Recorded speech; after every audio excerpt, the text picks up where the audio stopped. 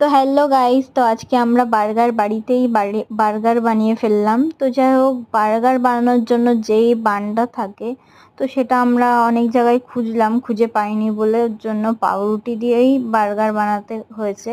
তো তোমরা দেখতে থাকো কেমন কি করে বানাতে হয়। সত্যি বলবো, যেটা সবাই খেয়ে বললো বার্গারটা যাই হোক ভালো হয়েছে, কিন্তু আরেকদিন আমি বার্গারটা বানাবো।